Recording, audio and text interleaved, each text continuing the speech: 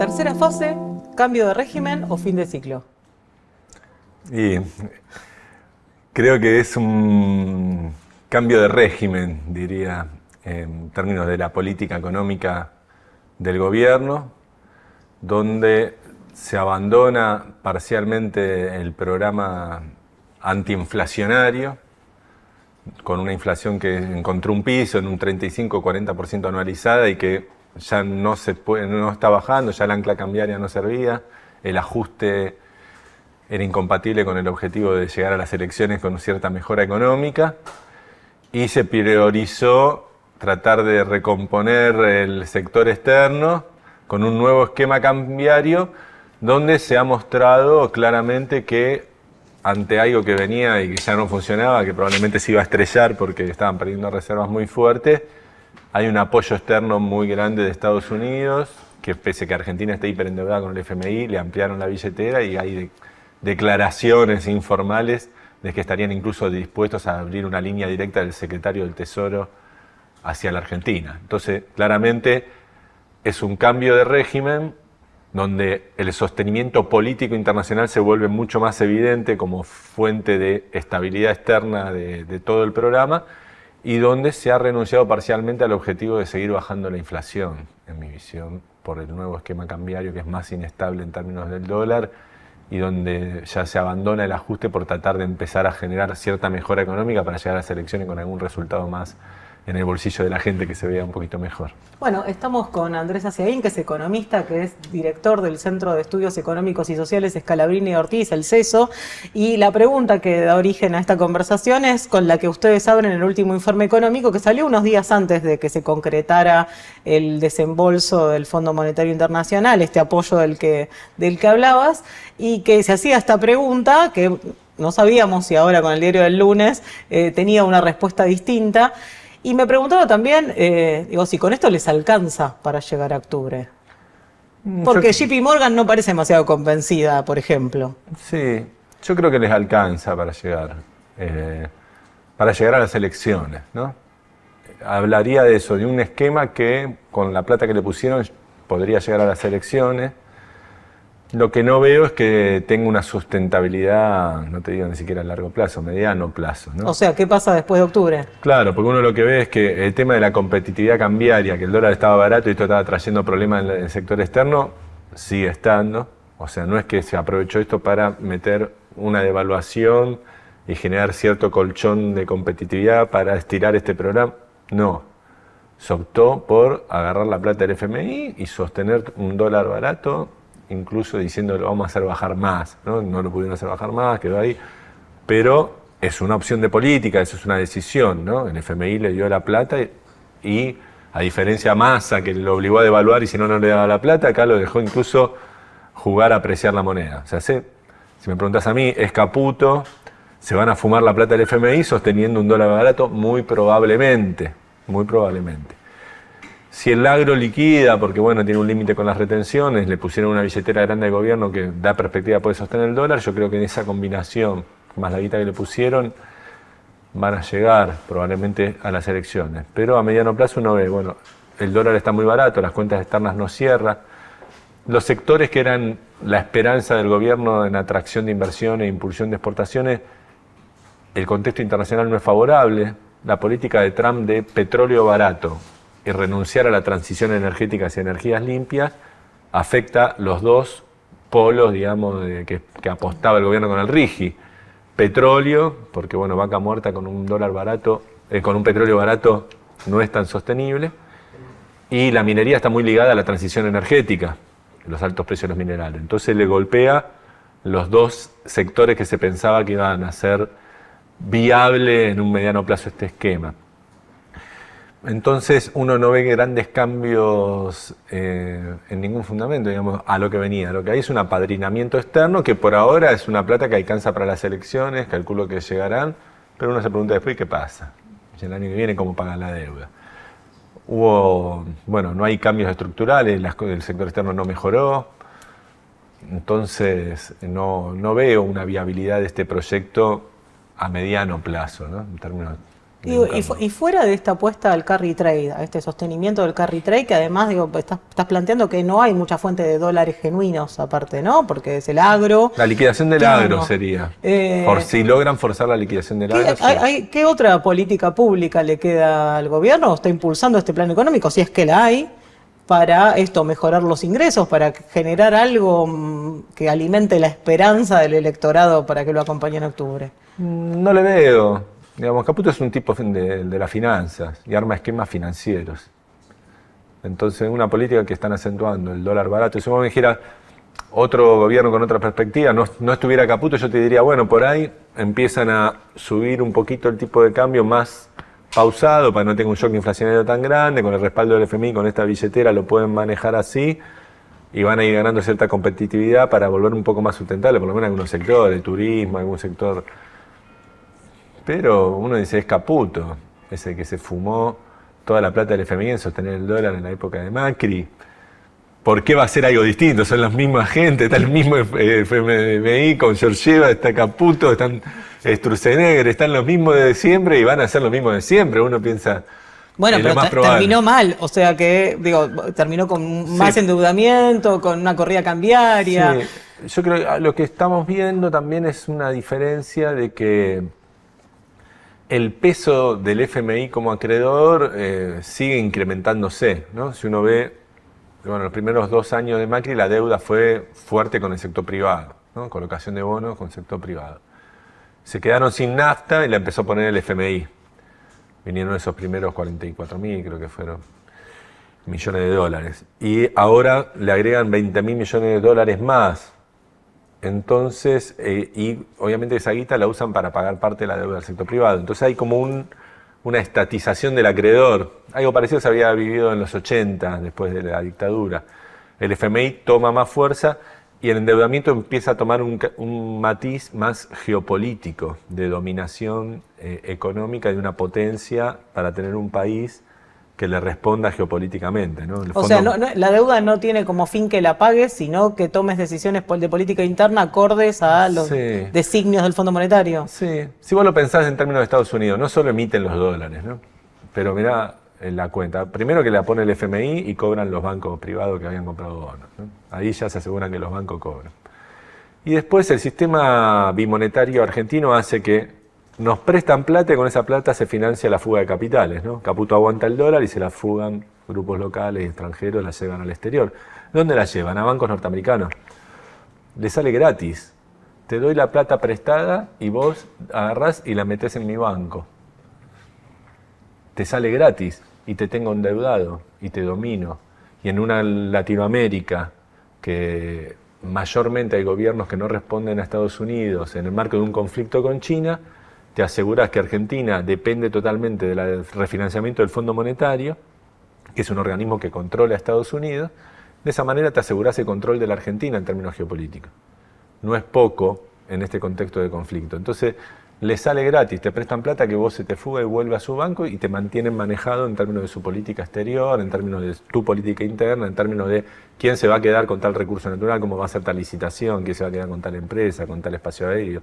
¿Quién puso una base militar? ¿Quién no pone una base militar? ¿Quién controla esto o lo otro? Entonces, la deuda es una herramienta de dominación. Cuando vos ves el secretario del Tesoro norteamericano, viene acá y dice, no queremos que pase como en África, que los chinos vinieron con créditos, saturaron el balance externo de esos países con cargas financieras que ahora dependen de los chinos para sostenerse y se quedaron a cambio con los recursos naturales.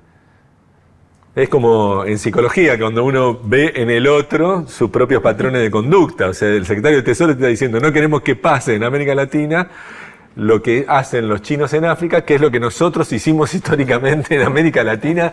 Primero los ingleses, cuando nos independizamos con el primer crédito de Rivadavia, se peleaban por darle crédito a las colonias independientes para justamente volverlas colonias económicas. Y es lo mismo que reconstruyó en 2 años Macri, o en 4 si querés, completo, porque Argentina se había desendeudado en la etapa kirchnerista y entraba a este nuevo siglo en forma independiente, era independiente. Y ahora no somos independientes. Ahora cualquier gobierno que asuma va a tener que sentarse, especialmente con el FMI, porque la carga de la deuda ahora es mayormente con el Fondo Monetario, y va a tener que renegociar esa deuda. Ahora pensaba, ¿no? Vos mencionás a China, digo, en esta suerte de guerra comercial desatada entre Estados Unidos y China, la política exterior de China del gobierno de Javier Milei es alinearse incondicionalmente con Estados Unidos. ¿Y eso cómo perjudica, por ejemplo, al agro, que tiene serios negocios con China como un gran cliente? Sí. Por ahora no hay represalias chinas que vos dijiste no nos van a comprar grano, ¿no? No se ven represalias. Es una apuesta, ¿no? Está claro que la idea de Milei es una subordinación total a la política exterior norteamericana e israelí, ¿no? Tiene esas dos banderas en política exterior, ha votado todo así, lo ha declarado. En términos de una disputa geopolítica internacional, él se alinea con Estados Unidos. Dijo, no vamos a ser neutrales en caso de una nueva guerra, ¿no? Posición fuerte. Es una toma de posicionamiento geopolítico, digamos. Uno puede estar en acuerdo o desacuerdo de cuál sería la mejor estrategia en este marco de este conflicto China-Estados Unidos.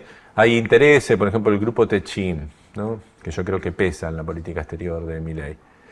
Ellos no pueden competir con los tubos chinos y tienen todas sus inversiones en el mundo occidental, digamos, Europa, Estados Unidos, Latinoamérica. Entonces, la estrategia sería libre comercio con Europa y Estados Unidos con un proteccionismo de China, ¿no? Y tratar de ubicarse. Hay algo así incluso también en parte de la burguesía brasileña, una idea de, está muy vinculada con la industria europea, protegerse de China y hacer un bloque más con Occidente. Uno puede decir, no sé, digamos, es una decisión de ese gobierno. Yo soy más nacionalista, pensaría más en una estrategia de unidad latinoamericana y negociar con las dos potencias y ver qué podemos colocar en un lado en el otro, ser más estratégicos, salir a ganar mercados aprovechando la guerra comercial, ¿no? Y ir vos atrás de cada vez que se le cierra un mercado al otro y vos a ver qué podés pucherear. Una política más activa. Ellos tienen una política de total subordinación con Estados Unidos y la dependencia ahora es total porque el régimen económico se basa en que lo financien los Estados Unidos, porque todo este esquema económico se agotó. O sea, lo acaban de salvar. Argentina, con sus propios recursos, no podía sostener esta economía. Se le devaluaba el dólar, no tenía cómo sostenerlo, tenía que venir ajuste. Vino el FMI, le puso la plata y viene el secretario de Tesoro y dice, si necesitan más, le vamos a dar más, porque vamos a sostener a Milei, porque vamos a sostener a Argentina, porque son nuestros aliados en la región. El mensaje del secretario de Tesoro es para los mercados. No, mira, Argentina nosotros los vamos a sostener. Sostener es no entrar en default, digo, porque sostener no es mejoras de ingresos para las grandes masas populares. No entrar en default y que no se le escape el dólar y le explote la economía y se caiga. Evitar una convulsión interna, ¿no? Igual te digo esto, esa es la estrategia de ellos. Quisieron sostener a Macri y le fue para el traste, ¿no? Digo, tienen toda la... ellos dicen, nosotros vamos a tener, le vamos a prestar plata. Ahora, por ahí Caputo se fuman 3 meses los 12 mil millones de dólares del FMI y cuánto le va a dar el secretario de Tesoro y se lo fuman de vuelta y cuánto duran. O sea, no es garantía de nada, ¿no? No es que porque Estados Unidos diga lo vamos a sostener, lo va a sostener. No, y pensaba, vos mencionabas de, bueno, esto en la medida en la que mínimamente se sostenga la inflación más o menos planchada, recuperación salarial no puede haber, porque si no se sostiene un ancla salarial, que era una de las anclas que ustedes mencionaban desde el CESO que tenía este gobierno, y hay una recomposición salarial, lo que significaría mejoras para las grandes masas populares, y probablemente eso impacte en los precios de alguna manera. Sí, por eso yo te digo que creo que hay una renuncia a continuar el proceso de baja de la inflación. Me parece a mí, este esquema cambiario es inestable. Uno no sabe bien. Argentina nunca tuvo algo así. Una banda de un 40% de variación del dólar. En un país donde, bueno, sube el dólar. ¿Qué va a pasar si, por ejemplo, sube un 10% el dólar y después baja un 10% el dólar? ¿Los precios qué va a pasar? No vuelven a bajar.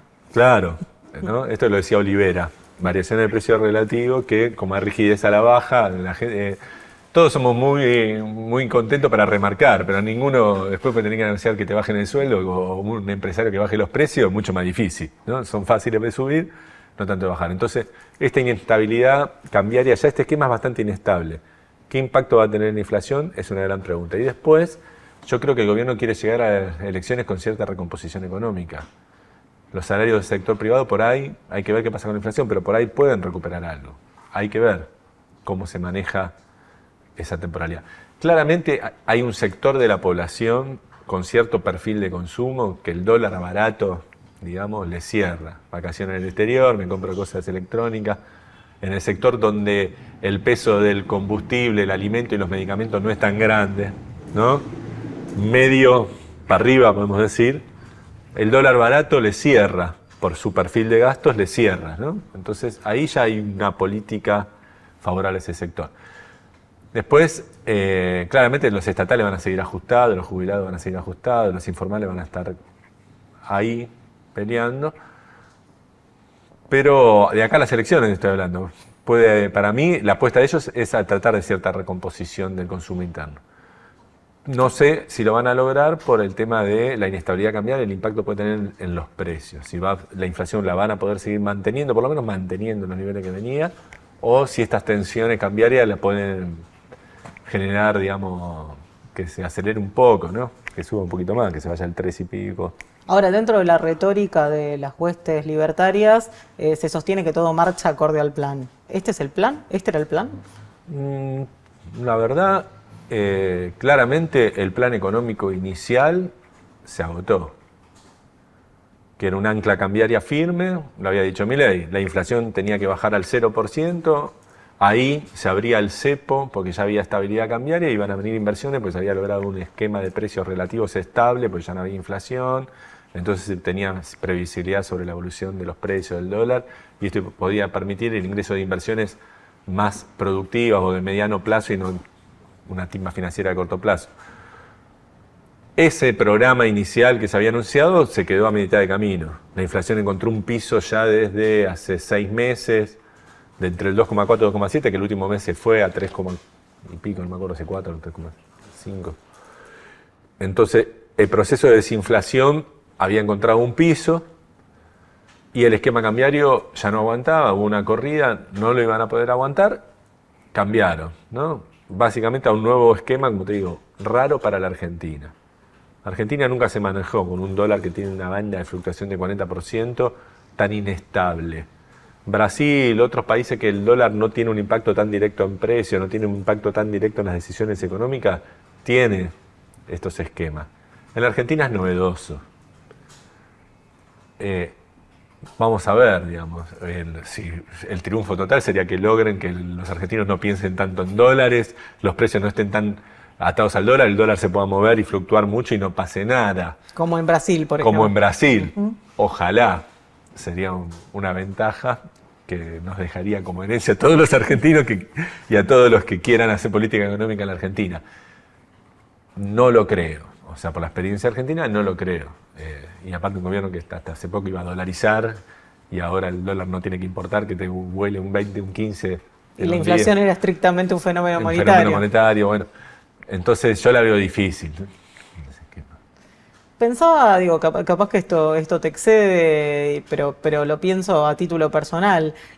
¿Hay un plan B? Digo, ¿hay otra opción a este plan ortodoxo o ultra ortodoxo, que es el que en general hoy por hoy se sostiene como la única salida que tenía Argentina en este mundo convulsionado? Sí, o sea, la apuesta ganadora de ellos es lograr, mediante estas señales y el apoyo internacional, no sé qué, que Argentina reabra los mercados de deuda y pueda refinanciar la deuda, ¿no? Porque si no se vuelve muy difícil pagar. Al FMI ya es medio inviable. Pero bueno, con el sector privado, más o menos los bonos son unos 10.000 millones de dólares anuales. Hay que ver cuánto tiene el Estado. Por ahí entonces son menos los vencimientos que hay que pagar, así ponerla todos los años. Esa es la salida hacia adelante, la virtuosa, que Argentina logre reabrir los mercados, que se logre estabilizar el tipo de cambio y que poco a poco los precios cedan y se vaya un esquema estable y que vengan inversiones en estos sectores estratégicos que, como te digo, el contexto internacional nos ayuda mucho y con eso se estabilice la economía. Si eso no funciona, bueno, claramente con el sector privado va a haber reestructuración o la va a seguir poniendo el FMI para que le va a poner todavía más plata para que cobren los privados, privatizaciones, ponerle para capitalizar alguna deuda, parecido a lo que hizo el Brady, y el programa de ajuste, o sea, si no vienen los dólares hay que volver al programa inicial de Milei.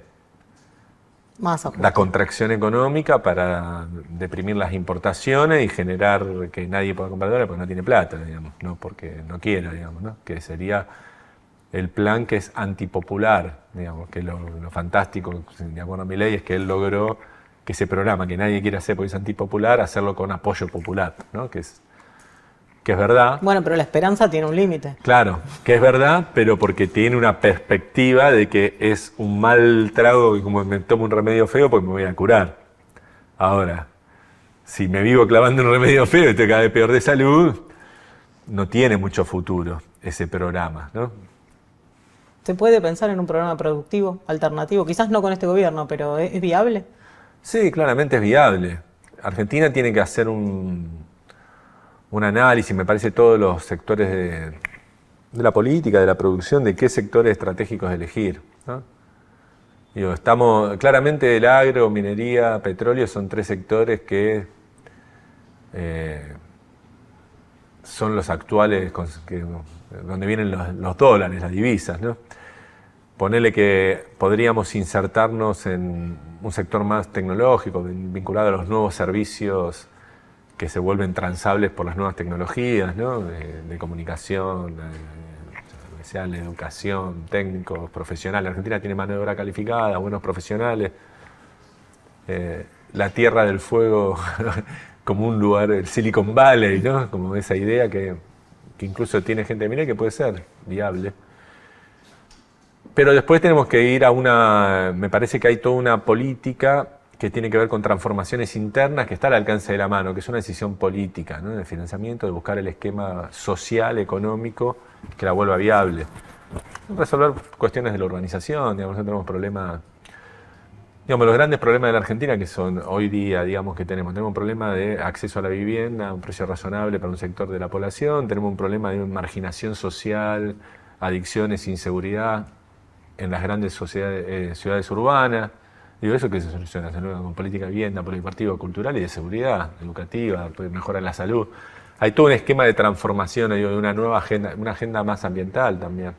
La limpieza de las grandes cuencas, digamos, tenés un montón de una agenda para construir, qué sé yo, un proyecto nacional popular del siglo XXI, que para mí se tiene que despegar de la idea, digamos, del esquema de un siglo atrás, de pensar, bueno, ponemos aranceles, sustituimos importaciones, esto genera empleo industrial de calidad bien pago y esto resuelve los problemas sociales y económicos de la Argentina, ¿no? Una especie de teoría del derrame industrial, inducido por un proteccionismo.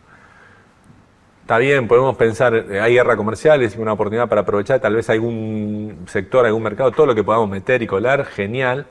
Pero hay un montón de problemáticas sociales que el peronismo no fueron resueltas por un derrame de la industrialización. No es que Perón industrializó a Argentina y eso fue derramando mejoras salariales. El peronismo hizo una política de redistribución de la propiedad brutal. Antes de Perón el 20% era propietario, después de Perón el 80% era propietario. De un campo, de la tierra en la ciudad, la tierra en el campo. Una vivienda, un campo.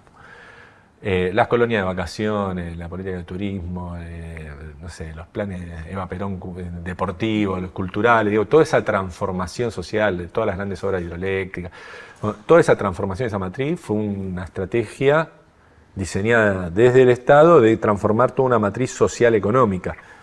Y por eso te digo, y nosotros necesitamos eso, tenemos que transformar una matriz social económica, tenemos que urbanizar y desarrollar un montón de sectores que hoy son sectores de la marginación. Pero todo eso se hace desde el Estado. Desde el Estado con el sector privado se puede hacer, no tiene que ser estatal, digo, y no tiene que ser gratis. Puedes hacer una política de construcción de vivienda donde la vas pagando en cuotas a largo plazo, digo, y con la gente que está desocupada trabajando, tecnificándose, calificándose, podés hacer una política cultural, deportiva. Tenemos una política del sistema penitenciario, reformar el sistema penitenciario, el sistema. Digo, todo lo que reproduce la marginación, la pobreza, tenemos un montón de sectores sociales hoy que no pueden trabajar en ningún lado, ¿no? Pueden hacer solo changa, son inestables, no pueden cumplir un horario jamás, un lunes a viernes de corrido 8 horas, es inviable, no tienen calificación, no tienen posibilidades. Digamos, todos esos sectores que son los que reproducen la pobreza y la desigualdad de la Argentina, digamos, eso tiene que haber una política directa, me parece, de transformación, que está en la agenda, ¿no? La derecha la toma como una política puramente represiva, ponele, está bien. no perdería de vista el tema de la seguridad, ¿no? No por ser una agenda progresista te vas a pasar, digamos, dejando que en los barrios pase cualquier cosa, ¿no? No es así, digamos. La parte represiva puede estar, pero tiene que ir acompañada de toda otra política de transformación real, digamos, estructural de esas condiciones de vida. Me parece que ahí hay una agenda para un movimiento transformador de la Argentina de algunos sectores, ¿no? Ahí tenés un 20-30% de la población y con el tema de la seguridad metés otro 20-30%.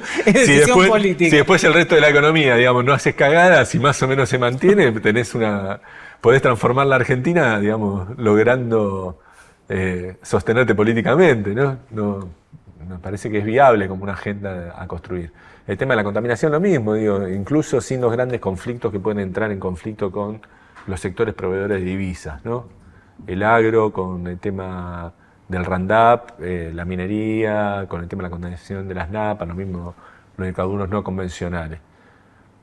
Bueno, ahí tenés una discusión. ¿Vamos a cambiar la matriz energética a mediano plazo? Bueno, armemos un fondo para esa transformación energética con los impuestos que se le cobran a esos sectores proveedores de divisas y que vayan a financiar proyectos para, lo que decimos, una transformación en un sector de servicio de nueva tecnología. Queremos meterle todo ahí. Creemos universidades de élite, metamos inversión ahí, pum, tenemos una gran... Pero es un proyecto, un programa de mediano plazo. Mediano o largo plazo. La descentralización, la nueva matriz tecnológica y de comunicaciones hace menos necesaria la vinculación territorial del trabajador.